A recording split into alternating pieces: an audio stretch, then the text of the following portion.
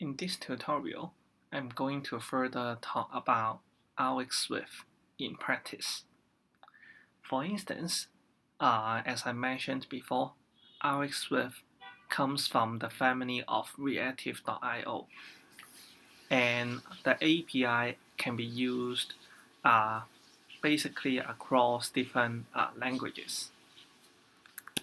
If you want to know more about the idea behind RxSwift in using those operators, this is a great site telling you each meaning using graphical representation. For example, today I'm going to talk about one of the combining operators, combine latest, and put it in demonstration. Before I apply it to my Swift code, I can always go to this site, check out that particular operator, and you can see how it works. You can also use the interactive diagram here by moving the elements in each of the streams, and then it will come out with the resulting stream. In this case, combinators would combine the latest value from both streams in order to generate the final value. The final value is append together as a string. So like this one, if I emit 1 in the first stream and then 8 from the second stream, the result will only be shown when A arrives, meaning that both streams has value.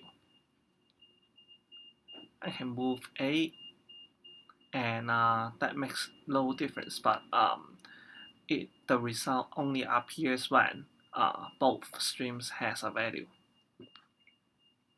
Say if I move B here, now when B emits, the result will be combining the latest one from the second stream, B, and the latest one from the first stream, 1, and results in 1B.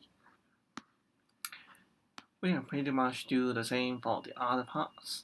Say CD emits together here, and the result would be 2D because it's taking the latest 2 from the first stream and the latest D from the second stream to form this 2D.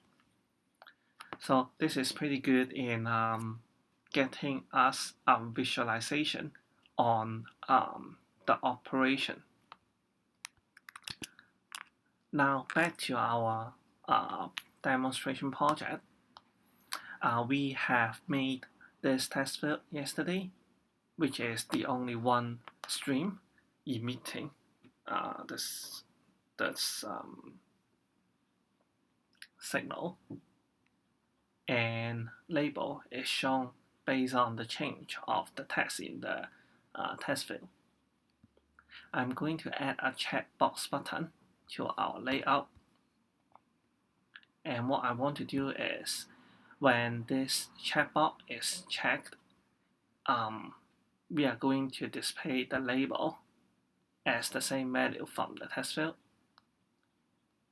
Otherwise, we will just show a disabled text to the label here. In order to display more information, I'm going to make the label bigger like this, and then connect the check button here as an IP outlet.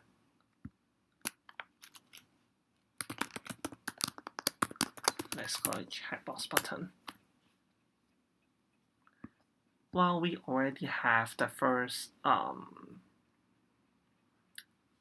sequence created from the test value of the test field, I'm going to create a second one here. Say call it checkbox sequence, and it is formed by having the checkbox button dot RxState. State is used to represent the on state and off state of the checkbox. And then we are going to observe this on the main scheduler as well.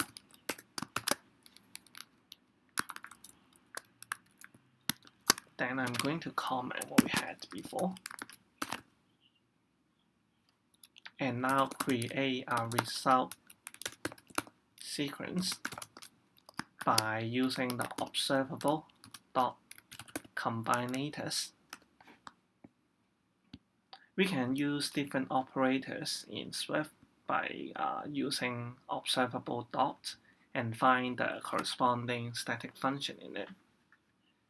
In this case, we are combining two observable, the two sequences together.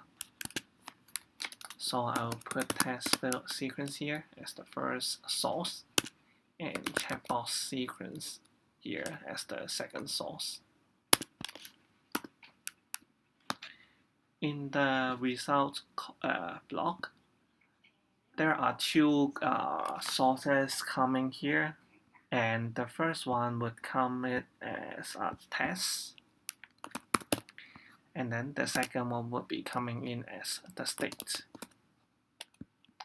We can define what we are going to return here as the resulting sequence value. Just like in the example in the website, it is returning as a string. But in this case, I'm going to return it as string as well. As mentioned, this is the returning value.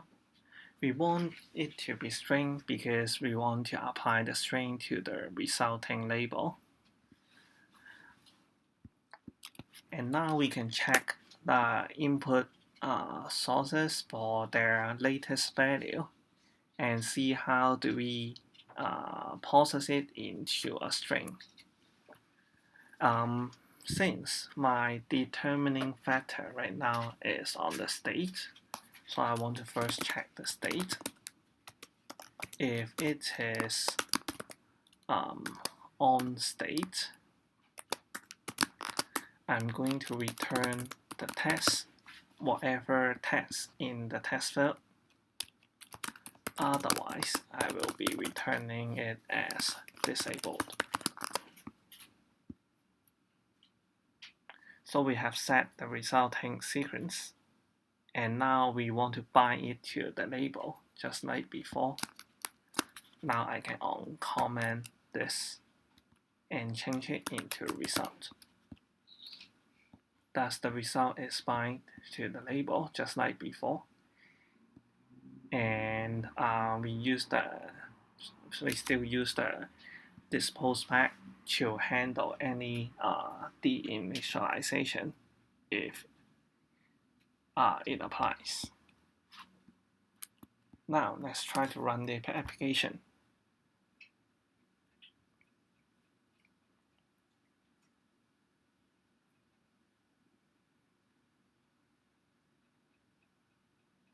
Just like before, I'm going to start typing things into the test field.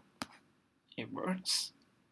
And now if I uncheck, it shows as disabled. If I continue to type, it just keeps showing disabled until I check the button again. And it will update immediately with the latest value, and I can continue typing into it.